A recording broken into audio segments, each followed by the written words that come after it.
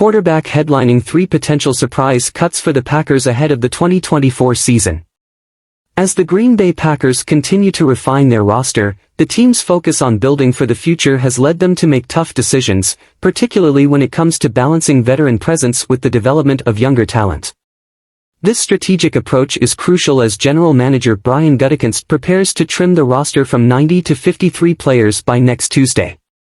With the team's current roster-building phase in mind, some surprising cuts could be on the horizon. Here, we delve into 3 players who, despite being expected to make the initial 53-man roster, could find themselves unexpectedly released as the Packers finalize their team for the upcoming season. Sean Clifford. Currently holding the QB2 spot, Sean Clifford's position as the immediate backup quarterback seems secure, but recent history suggests that his status may not be as certain as it appears. While it's uncommon for a team to cut its primary backup quarterback right before the season begins, it's not without precedent. In 2013, the Packers made the surprising decision to cut all 3 of their backup quarterbacks, Graham Harrell, Vince Young, and B.J. Coleman, after training camp, opting instead to sign Seneca Wallace to the 53-man roster and Scott Tolzien to the practice squad.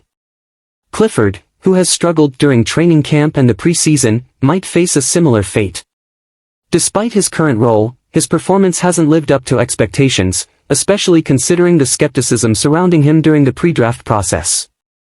It's conceivable that the Packers could decide to keep 7th-round rookie Michael Pratt on the active roster instead, planning to bring Clifford back to the practice squad after the initial roster cuts.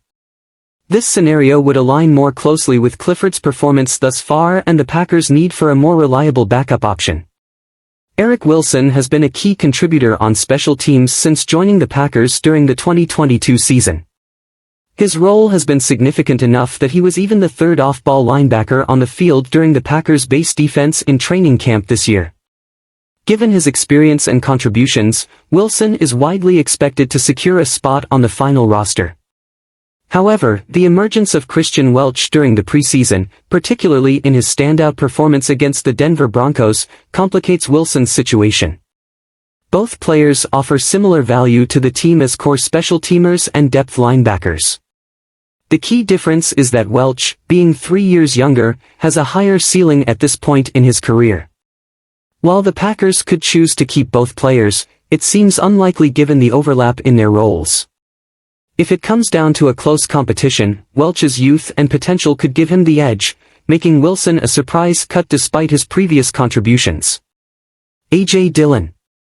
At first glance, A.J. Dillon's roster spot appeared secure, especially after he was held out of the Packers' preseason game against the Broncos, a sign that typically indicates a player's spot on the team is not in jeopardy. However, his underwhelming performance in the earlier preseason game against the Cleveland Browns raised some concerns. While head coach Matt LaFleur attributed Dillon's struggles to poor run blocking, other running backs facing similar conditions were notably more effective. Currently dealing with a stinger, an injury he also struggled with last season, Dillon's future with the Packers is uncertain. The team may opt to place him on injured reserve to allow for a careful recovery, or they might give him one more season to prove his worth. However, based on his recent performances, it's difficult to argue that Dillon is among the 53 best players on the Packers roster. With Josh Jacobs, Emmanuel Wilson, and Marshawn Lloyd emerging as the top 3 backs, Dillon's place on the team is far from guaranteed. His situation will be one to watch as the Packers finalize their roster decisions.